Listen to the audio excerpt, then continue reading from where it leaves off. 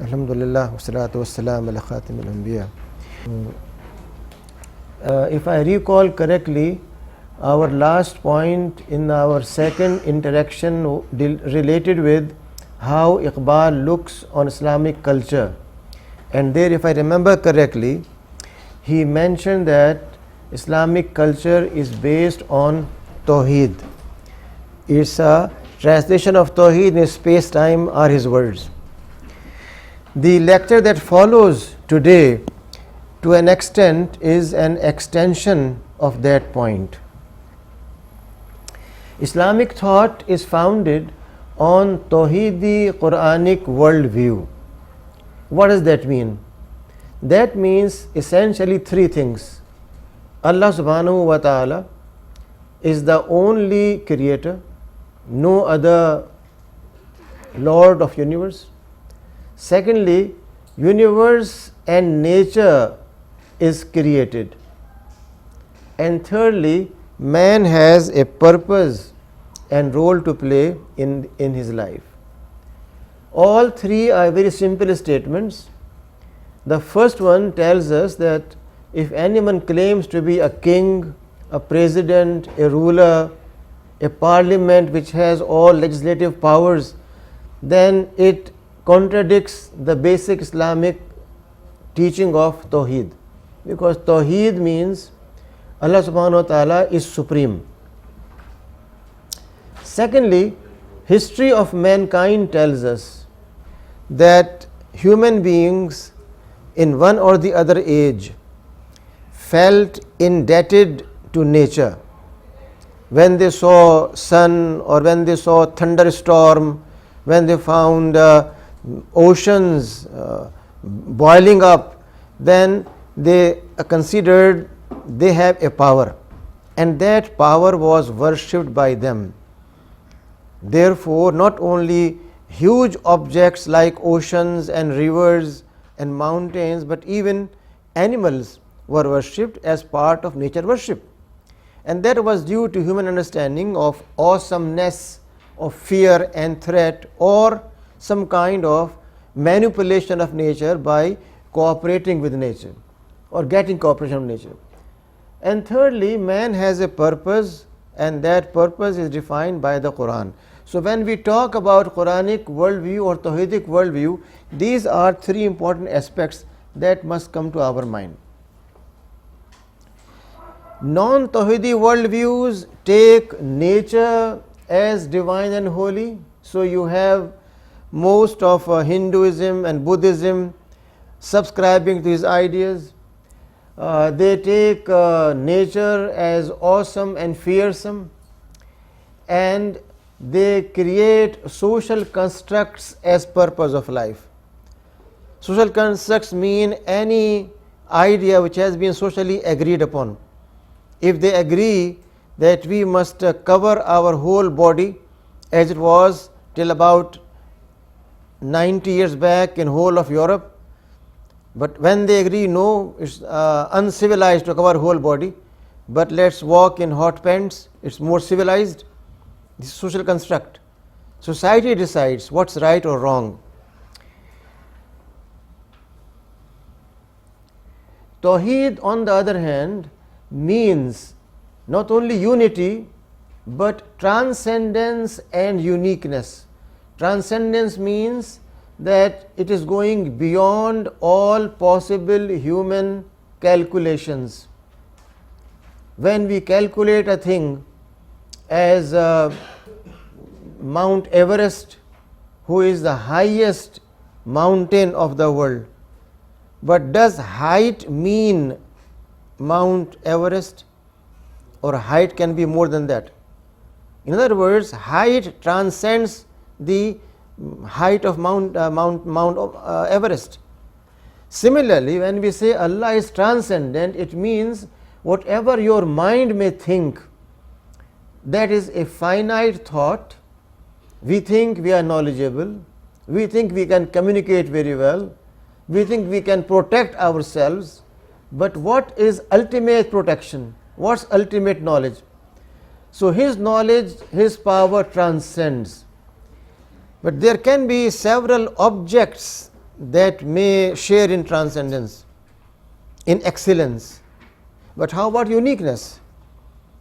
Allah subhanahu wa ta'ala is unique in the sense that whatever He does by way of knowledge, by way of speech, by way of care, by way of forgiveness, it has no parallel.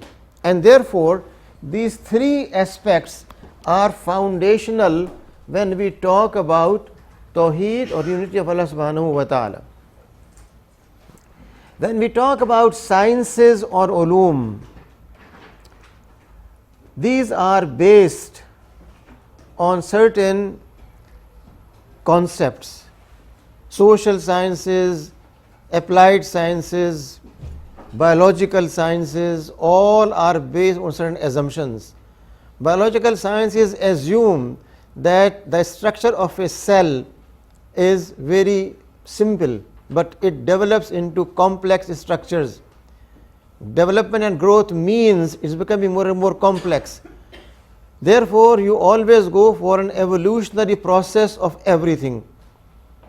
Even when you want to find out nature of a disease, you go for its evolutionary process and try to find out its root.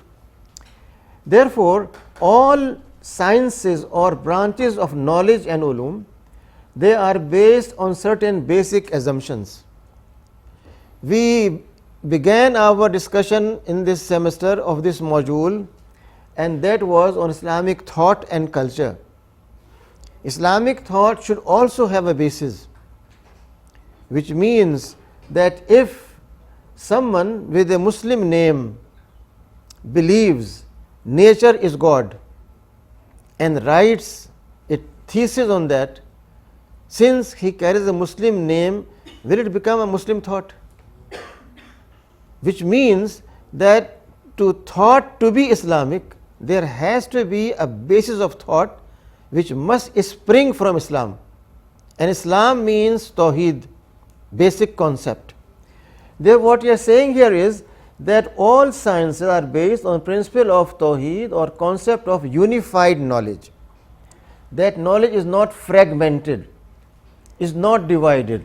You don't have a faculty of biological sciences that is only with biology. But you must find out what is the Tawheedi basis of biology, what is its origin, how it impacts on human life, how we can make use of it for the betterment of humanity. If you are doing it, then you are following Tawheedi approach.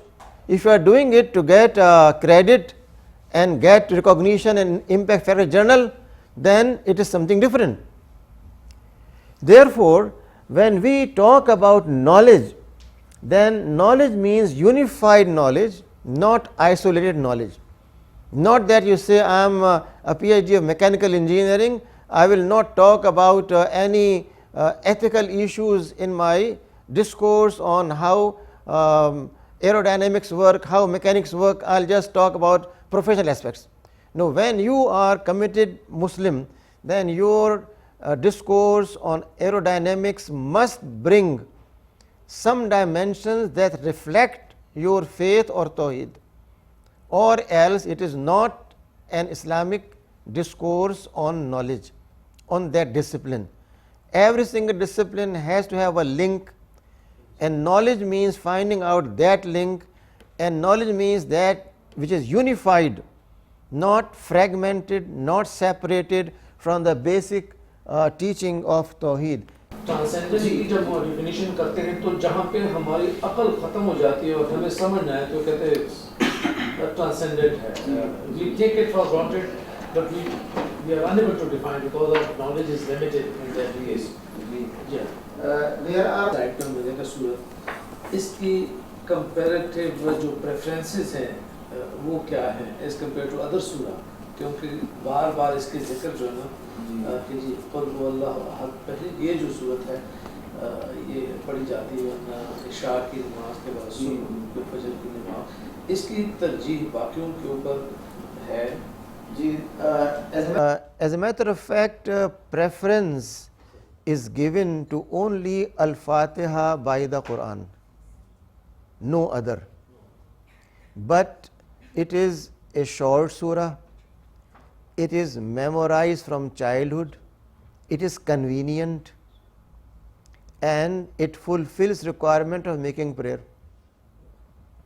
If it was necessary to recite 20 ayat, then prayer will become cumbersome. But you recite minimum 3 ayat, it has 4 ayat, not too long, yet in meaning very deep. For those who want to understand, it provides food for thought each time. For those who want to have mechanical prayer, it makes easy. Therefore, it is repeated quite frequently. But the only surah of the Quran which has been given priority and preference is Al-Fatiha, because the hadith says there can be no prayer without Al-Fatiha. Unfortunately, in our country, the Hanafi school of thought does not assume that in Salatul Janaza Al-Fatiha is compulsory, which is, in my humble view, a wrong approach by them. It is necessary, and therefore in other schools of thought, in Salatul Janaza Al-Fatiha is part of Salatul Janaza. But in our country, I don't know why we do not make research and find out. So Al-Fatiha has enormous importance for various reasons, which is not our topic today. We can discuss sometime later when we have time. So this Quranic ayah tells us that is there any God associated with Allah? And therefore repeats several times and tells us that whether it is nature, whether it is any other object around, nothing can deserve obedience or attributing its divine attributes.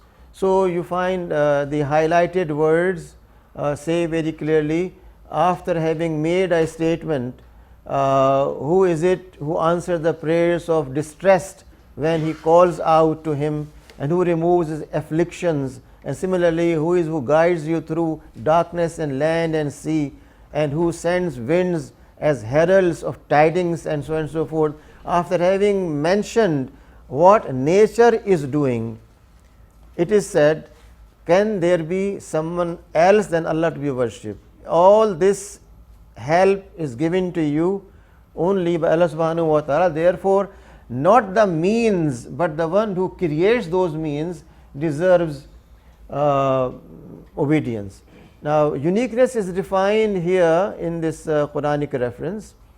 The knower of the unseen and the manifest, He is the most merciful and most compassionate. Allah, there is no God but He, the King, the Holy, the All-Peace, the Preserver.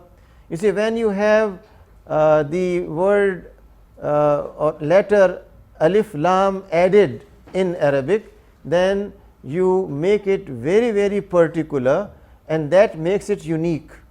So He is Al-Musawwir, He is Al-Khaliq, He is Al-Muhaymin, He is Al-Aziz, and that speaks for both uniqueness and transcendence. So the Quran supports what was summarized in the beginning of the discussion in the slide.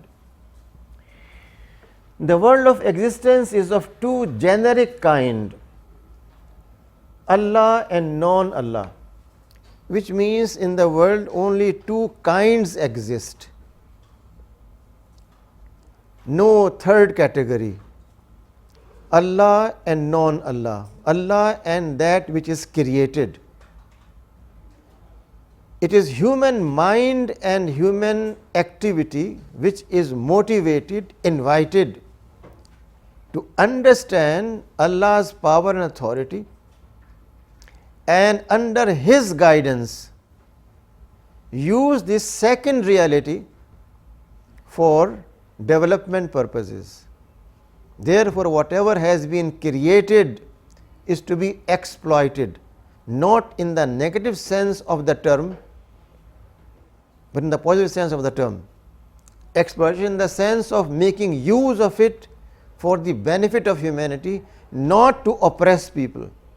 Usually in English language we use exploitation as an oppressive term, but the Quran wants us to explore and exploit what is not God for the benefit of what Allah has created, and therefore the ayah becomes a motivator, a persuasion for coming forward and doing things. Islam does not want Muslims who are lazy and lousy, sleepy, not active, mediocre, but wants to have Muslims who are active, dynamic, who are in first line, not backbenchers, but those who take lead, entrepreneur, not just people who are afraid of taking risk, but it wants them to take risk, go forward, discover phenomena and make it beneficial for the humanity. And that also indicates that no creature by its very nature can assume the role of the creator. A human being cannot say, I am Shahanshah. Shahanshah means I am God of gods, King of kings, ultimate king. The word Shahanshah or Al-Malik, when we say some ruler as Al-Malik so and so, then it is intervening, it's contradicting the very Islamic principle. Al-Malik is only for Allah subhanahu wa ta'ala, not for any king, not for any ruler. Therefore, whatever is the second category of creation cannot assume the level of the creator. Fadabarakallahu ahsanul khaliqeen. The Quran says, may all barakah, blessing, praise, attributes be for one who is ahsanul khaliqeen, who is superior to all who create, which means the one who makes green tea is also creating something in a sense. If we did not boil water, if we did not put tea bag in it, did not allow to brew it, did not put in a cup, can you drink tea? There is some creativity. He could make this cup in different shape, beautiful, that you may not enjoy drinking. Is creativity? No. Therefore, in everything, when we use a sentence, your mind, your whole existence reflects and wants to make it acceptable. Why you say such voice has a melody, such does not have? That is creativity. You can tune and train your vocal cords in a way that when you want to sing, they help you, or you can shrink them even chemically, which means now you are a creator of a song. A song is created by you, but are you the creator of the ultimate song? Therefore, he is ahsanul khaliqeen. So khalq and al-khaliq are completely two separate phenomena. They cannot be mixed together, and that's what is mentioned here in this Quranic ayah. So yeah, that's third line, the multiply effect, the multiplying. So does it create certain limitations as well, or is multiply it's infinite or something? The third line, and pairs start from the end, pairs also get it from their own line so as to multiply. Yes, and pairs also of the cattle. You see, the principle given by the Quran is that in universe Allah subhanahu wa ta'ala has made everything in pairs, which means there are mountains and valleys, there are skies and levels of earth. Just as sky has levels, earth has also levels. There are birds which are male and female, cows and goats and rabbits and whatever you have, all kind of. And that means Allah subhanahu wa ta'ala has planned things in order to have a process of procreation. Intended process is procreation, and in some cases intended process is elimination of some by the other. So you have certain insects which eat up other insects as a natural diet. They die if they don't use it. So they are created as a fodder for them, which you call ecology, ecosystems. Now all those are pairs. If in oceans you don't have all that balance system, then oceans will not play their role. Same in biological world. Unfortunately, people who do not appreciate this Quranic principle, that we have made zawjain, uses one word for both. Male is zawj of female, female is zawj of male, therefore zawjain. Now we somehow have reached a point where we say that a person who is born as girl, she must, to prove her girlness, become aggressive, bodybuilder, individual by nature, never listening to anyone but saying, I decide everything which I want and I do what I like. And same you do with the male. Let the male also become individual. Then you say, let us marry these two persons. Then you say, sorry, in 3 weeks they separated. Because you have changed the basic mindset, psyche, physiology, anatomy of the person by your social construct. Social construct is equality. Social construct is empowerment. Social construct is that I should be myself. When a person has become a grandfather and has his mother surviving, and she says something, will he always agree with her? Quite often disagree with her. But does he say, you old fellow, you know nothing, I know everything, to hell with you? We have reached a point where a boy or a girl of 3 years tells, Mama, this is wrong, I want this cereal or this thing, and to hell with you.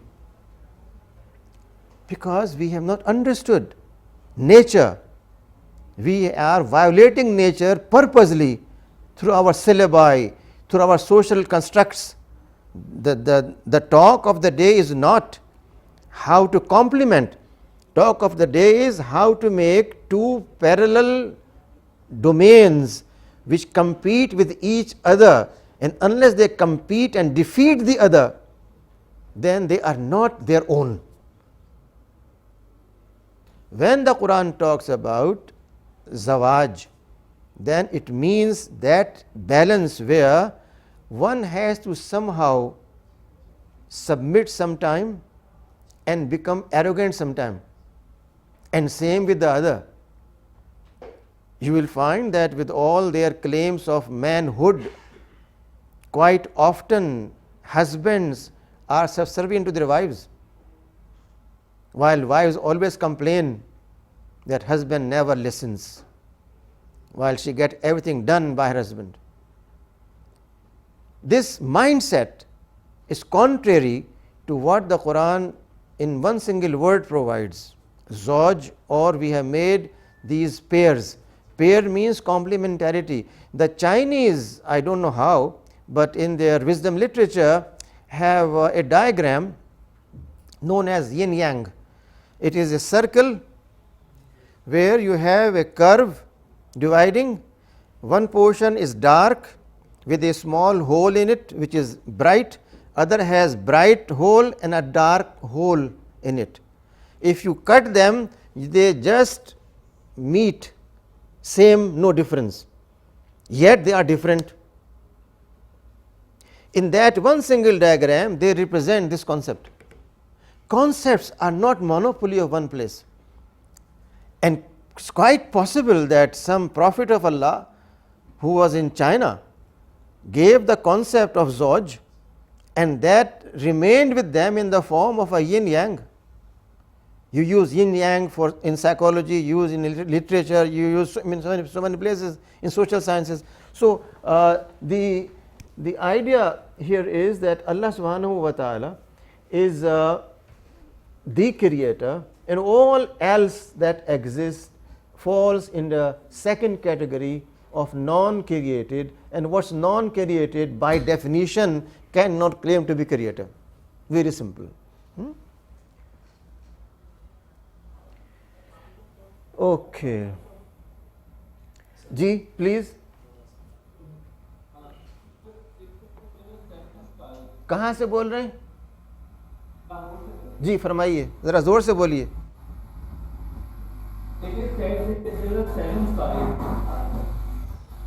Now, in Islamic terms, which part of cosmos is referred as first sky that we see in the cosmos?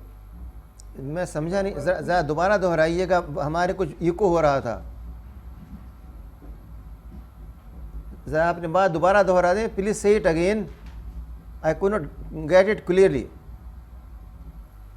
said what's the first sky in the cosmos? First kind of First sky in the sky. cosmos. Oh, I see, I see. You see, the Quran talks about 7 heavens, 7 skies, 7 levels. Now, it is difficult to specify, but normally in ahadith we find elaboration of many Quranic statements. When we talk about Isra and Mi'raj in 17 surah of the Quran, the hadith elaborates it by telling us the Prophet, peace be upon him, was taken to different levels of skies, heaven, and he met on different levels different prophets of Allah subhanahu wa ta'ala, till he reached a point beyond which no one could cross, Sidratul Muntaha. So in hadith there is a definition of that, but I am not fully aware of whether Quran also defines these 7 levels by level 1, 2, 3 or 4, or grade 1, 2, or as we think A, B and C. It does not categorize them. We don't know what is the hikmah or wisdom behind it, but it does talk about different layers and levels which have been created for the benefit of human beings. So, is it clear now? Yes, sir. Okay. Then the Quran further, when defining Tawheed, also tells us that man is not a byproduct, not just something that came out accidentally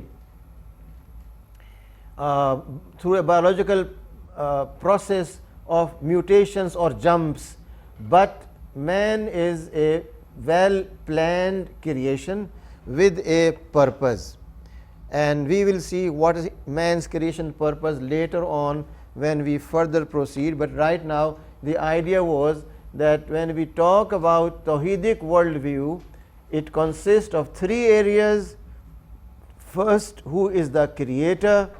Second, what is the role of man? And thirdly, what is nature?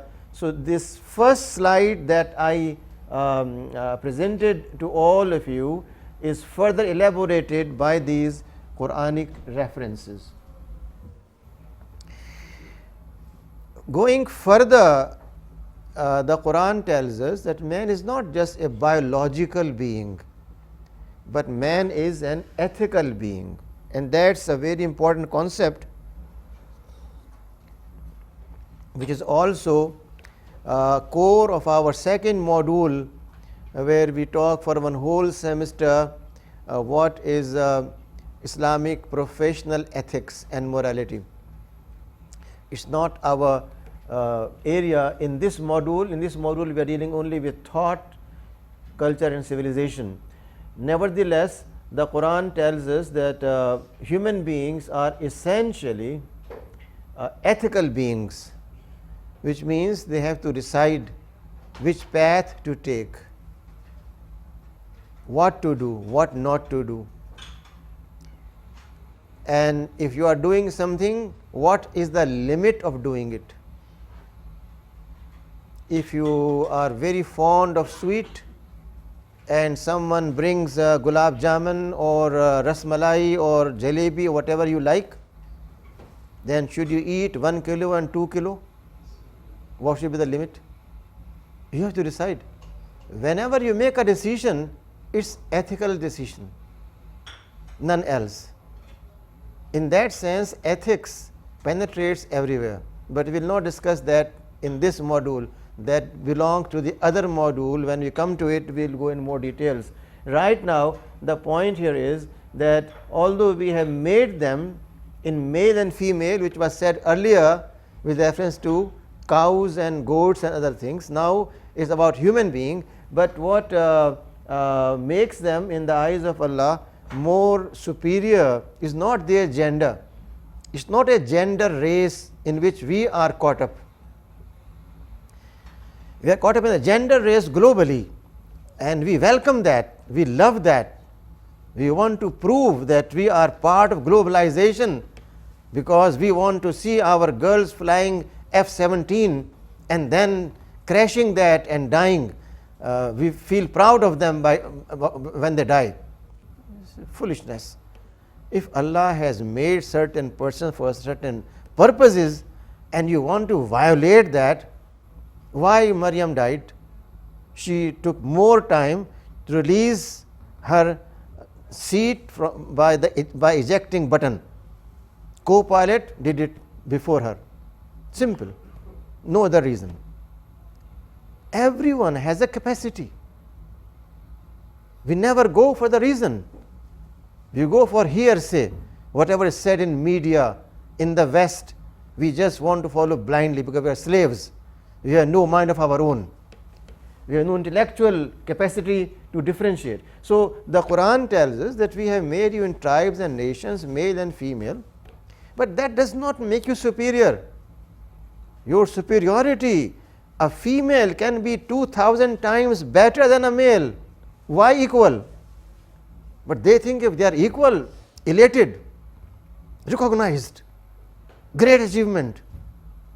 If you can have in your parliament 50% male, 50% female, you will be the only parliament in the world to claim that we are excellent parliament.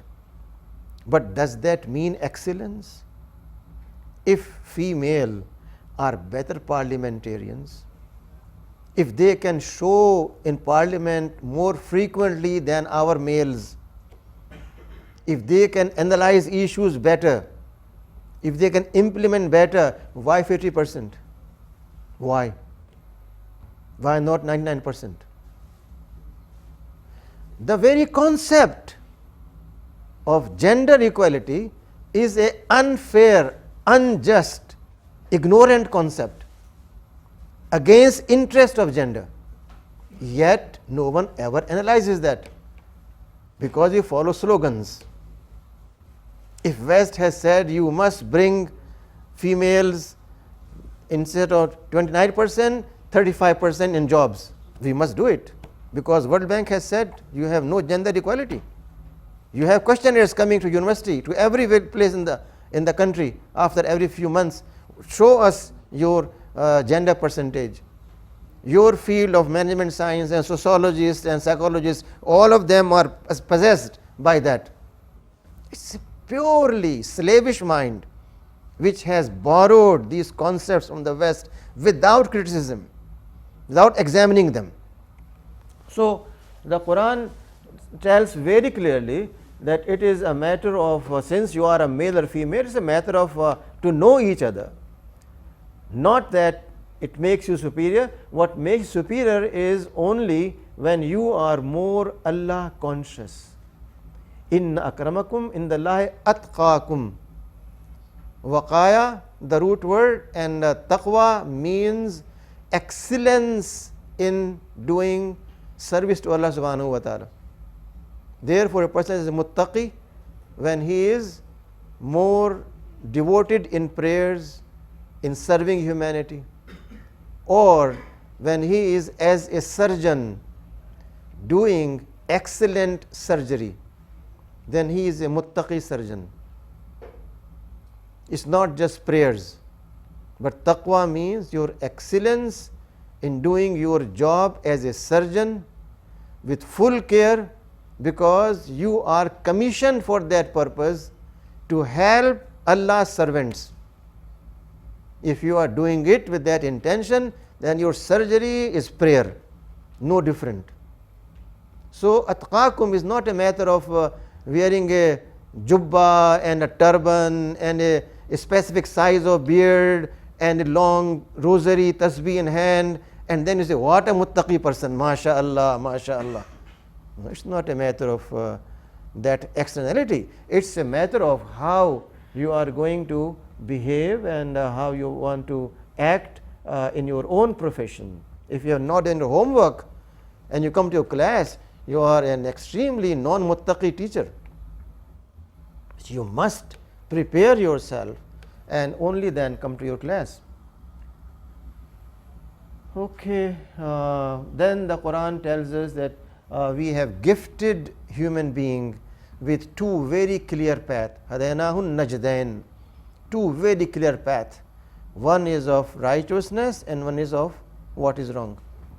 As chief executive, you have every right to give a tender of $20 billion to your brother-in-law and make him more rich and say this was a better offer. Who can contest you? A chief executive. Or you can give to a third party which can do the job better and can provide you after job service better than your brother-in-law. You decide what you want. Therefore, it's not a matter of just two eyes, but it's a matter of everything. These two lips, can we make a speech without their movement? Only with one lip? Not possible. But to do what? To harm a person by insulting words, or welcome a person by politeness. When you say Assalamu alaikum to anyone, you know or don't know, then your lips are conveying a message that I am praying for you to Allah for His blessing on you. So every single thing that is said by the Quran boils down to exercise of freedom of the will. That human beings are given this power to decide should they be honest or dishonest, should they swim in corruption or stop corruption. We have reached a level where we legitimize corruption by saying this is necessary for business, this is necessary for politics, this is necessary for global powers to be pleased. How can we live in this world without that percent of profit given to X, Y, and Z? Only then we can get things done. So all these aspects are challenged here, and the Quran says we have shown you these two very clear paths, and it's up to you to decide. You are fully free for that. Now, for nature, the Quran tells us it is not just a blind nature. It's not just a matter of something once created and then it's by itself perpetuating, by itself continuing, by itself rotating. But it's a matter of Allah's creation and at the same time His supervision and command.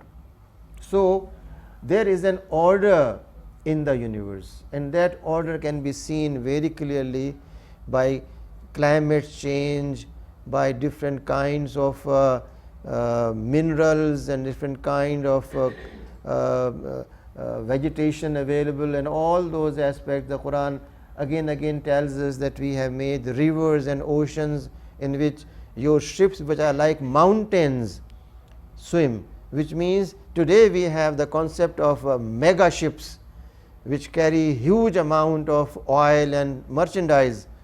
These so-called movement of commodities is done by those big tankers which carry all that load.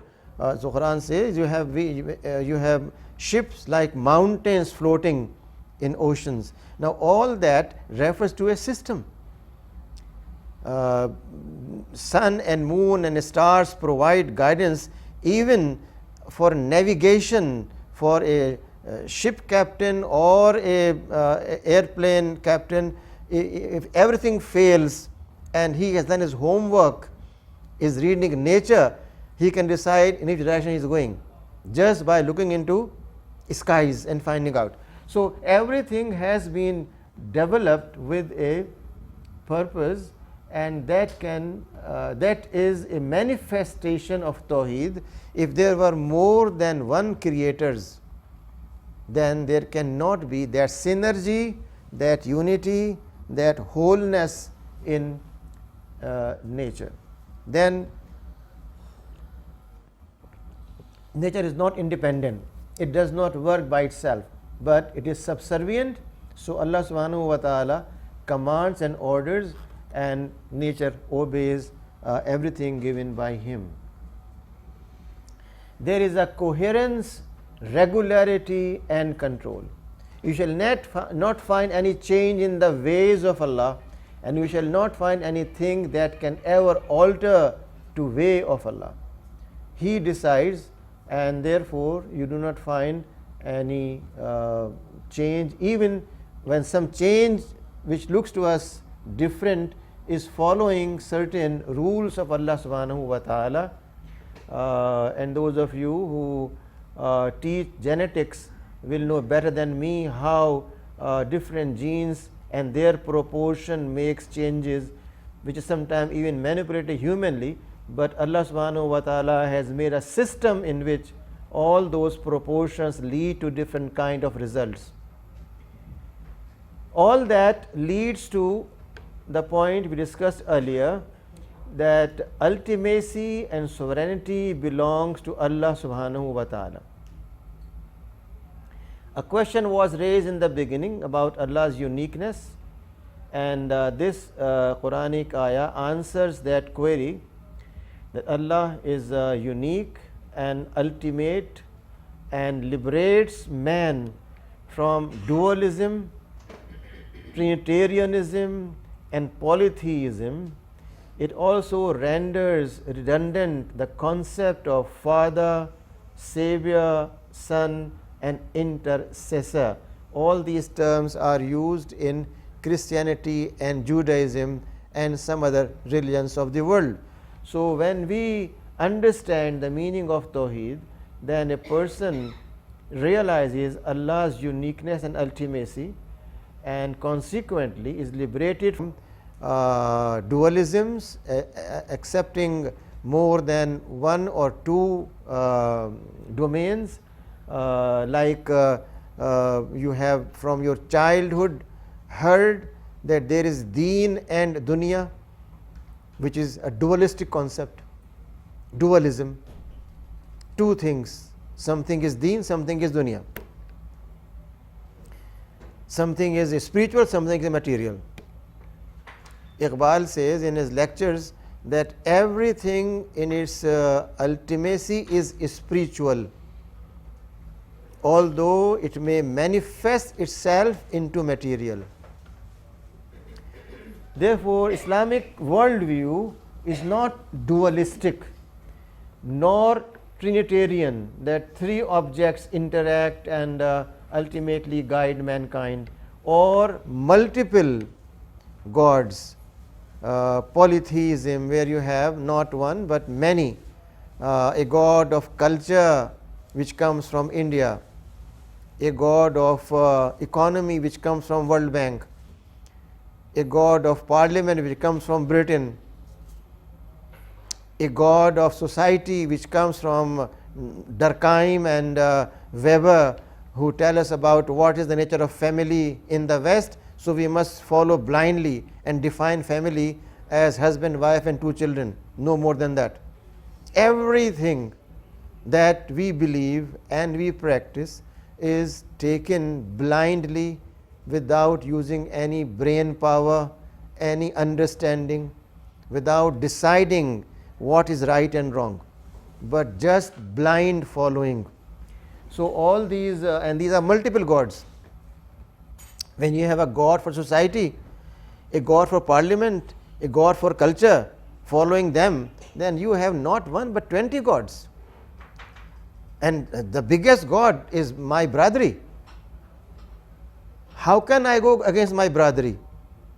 How can I marry my daughter outside brotherly?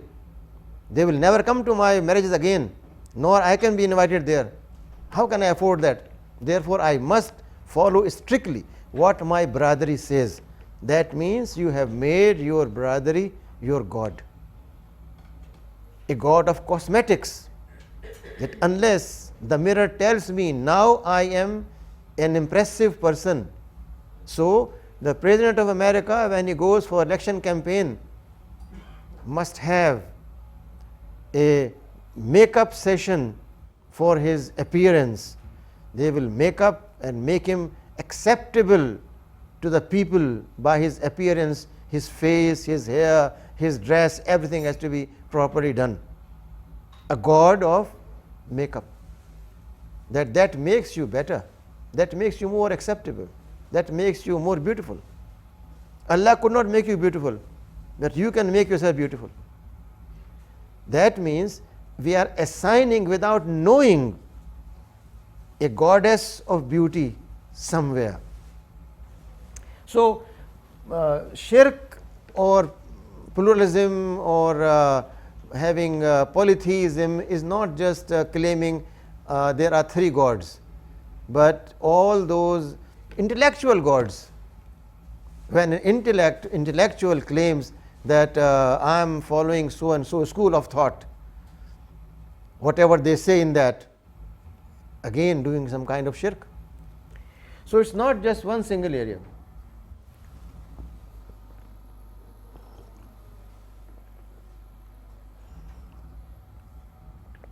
Then Allah's transcendence means He can even change a cycle.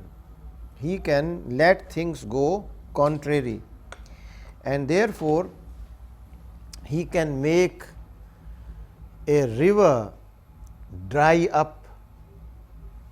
He can make in the ocean a current that goes against the flow of water and carries fish thousands of miles away in least possible time.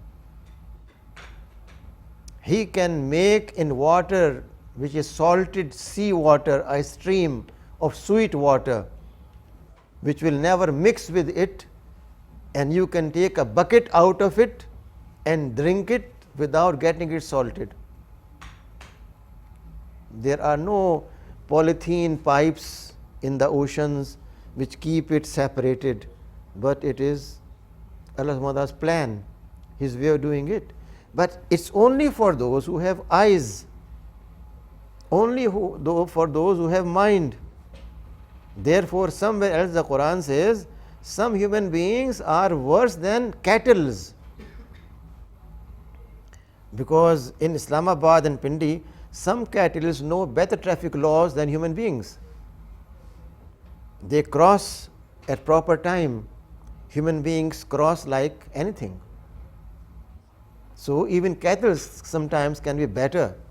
A time may come when cattle may show up on time for milking themselves, but teachers may come late with all their PhDs. So when the Quran talks about these crude examples, it wants us to think and analyze what we are doing. Are we really using our capacity? Are we analyzing things and understanding those? So Allah's transcendence means that He can even change certain Then there is a unity and variety in creation, which means Allah has created seasons which are opposite, and in one country you may have more than one seasons at one time. In one place you may have snowfall, in the other you may have desert heat. It's not necessary that in one country you have always one kind of climate. So there is unity and variety.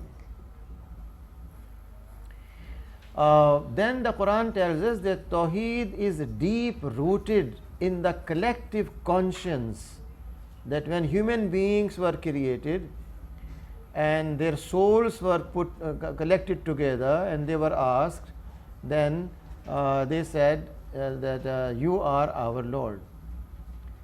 Alastu rabbukum qalu bala shahidna, we are witness that you are our Lord. And that is the collective conscience, a term used by Carl Jung in his philosophical writings. Now, when we talk about Tawheed, then what kind of impact it has? At individual level, first and foremost is dependence on Allah subhanahu wa ta'ala. Therefore, in Surah Al-Fatiha, we always recite that, O Allah, we worship you alone and we ask you alone for help.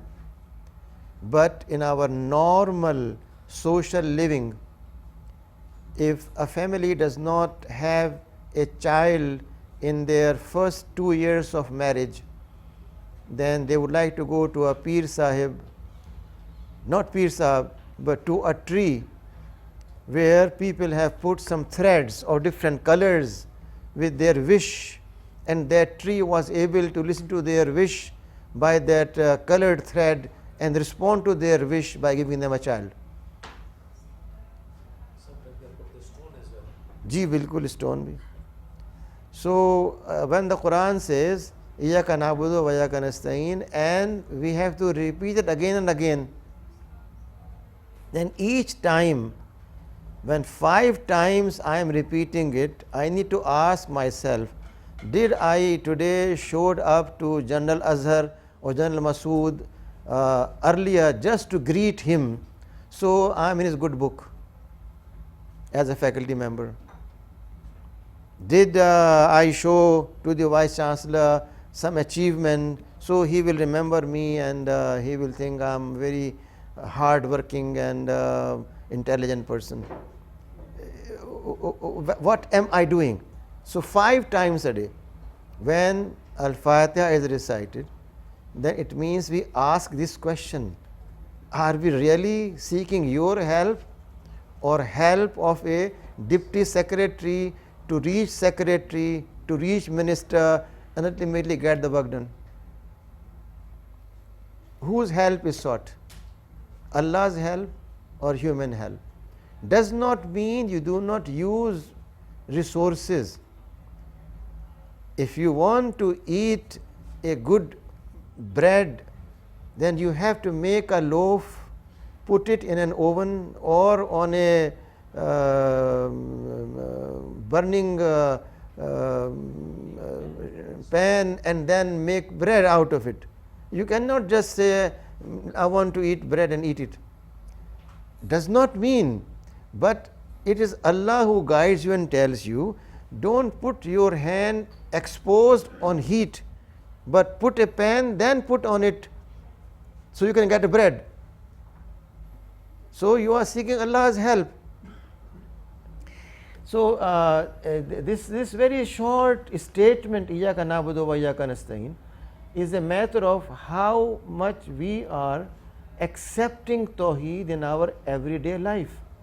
And that is the impact, deep impact of this concept of Tawheed, which quite often we never realize. And unfortunately, in our schooling system, where our kids are forced to memorize a few kalmas and a few short surahs, they are never, even Al-Fatiha is never explained to them what kind of impact it should have on their life. Then second is obedience. Tawheed means obedience to Him alone and not to any sheikh.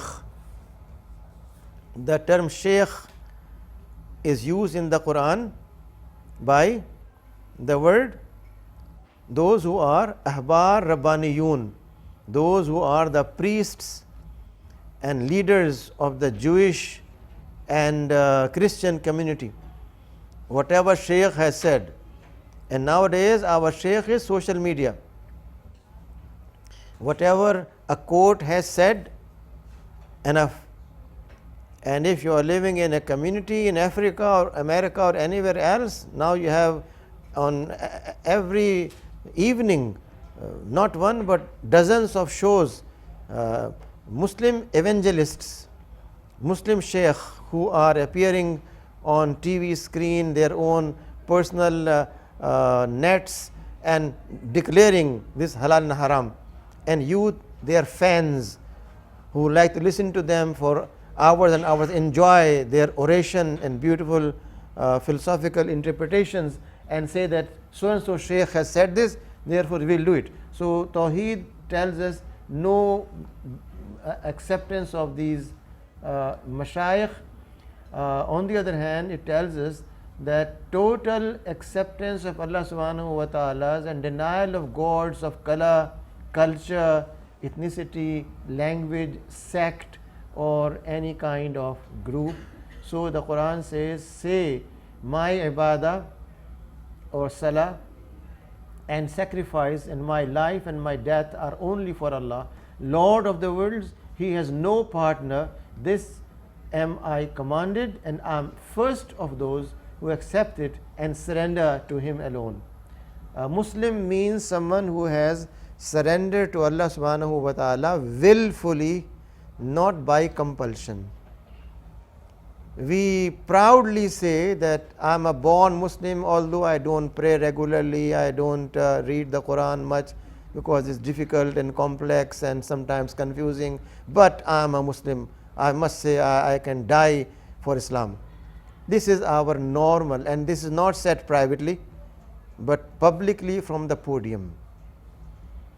Just a few weeks back I was on a panel in a convention center and someone made exactly this statement that well, I am a born Muslim but I don't do all these things, but I am proud to be a Muslim. No doubt, to be proud is very good, but to say that I am just proud because I am born Muslim and I don't observe Islam is a very bold statement, not to be made by anyone who is fully aware of what he is saying. Anyhow, so the Quran says that when you say I am Muslim, then it means now your life, your death, your object of living, your object of earning, your object of having excellence, getting a Nobel Prize, going for an award, everything should be for Allah. Then you can get it and have no problem. But if you are getting Nobel Prize for the purpose of Nobel Prize, then you are bringing something in between you and your Creator. Then you are not following Tawheed at all. So this is the meaning of total acceptance. And then no intercession. The Quran says very clearly, but unfortunately again, as I said earlier, in our society we have deep rooted intercession in our minds, and therefore whether these are graves, these are the big shrines which are given the name by itself full of shirk. If you give name to a shrine, that shrine of the one who is giver, Data. Data means giver. If it is shrine of one who gives, is it Islamic shrine or Mushrikana shrine? But can you say it anywhere in Pakistan? Will anyone accept that from you? They will kill you immediately, that you are blaspheming a very pious person who is buried there, who listens, and therefore people go to that shrine and they want to go back. They don't show their back to the grave, but they go back foot. And same people in Kaaba sleep, lie down, their feet towards Kaaba. They never think they are differentiating between Kaaba and that shrine. Yet we say we are not mushrikeen, we are Muslim. Anyhow, please forgive me for some time my emotional comments. I'm very sorry for that. So no intercession, which means that whoever is accepted as an intermediary, it is contrary to Islamic teachings completely. And that's the meaning of Tawheed. Tawheed is not a matter of just faith or belief which you memorize or philosophically understand, but it's a matter of something that impacts your society. Therefore, the Quran says that family life is required to complete your iman, and marry the unmarried among you and the righteous among your male slaves and female slaves. If they should be poor, Allah will enrich them from His bounty, and Allah is all encompassing and knowing. The only reason apparently in not marrying a girl or a boy unless they get a job is for their parents. How can we marry our son or daughter to a person who is not employed? The Quran is answering that question in one single ayah, that you marry them, it's our problem, not your problem. We'll provide them provision. Not because of provision you delay and stop. It's not that unless we will have a proposal from a joint secretary or joint secretary's son, we will not marry our daughter, because that gives us security, job security. Unfortunately, that's our major trend in the country. Unless so and so is daughter of a general, a brigadier, a so and so, we will not marry, because we don't know how will she live, survive. She'll be starving. But forgive me, Brigadier Sahab, those of you who are captains, no. Those of you who are just non-ranked regular, when they get married, do they starve? Never starve. But we say unless daughter of a brigadier, otherwise they will starve. This is our way of thinking. The Quran says no. You have to make sure that you are creating a good society. You are cutting down sources of corruption, immorality. Today your social media is providing outlet for sexual relations freely. To whom? To your young people. If we understand the Quran and we know that now they have reached a level of maturity where they should be married, then you are saving them from sin. Therefore, the ideal person of Islam is not a bachelor, but a person who lives a married life. So, this is the impact of Tawheed. If someone acts against it, then it is denial of Tawheed.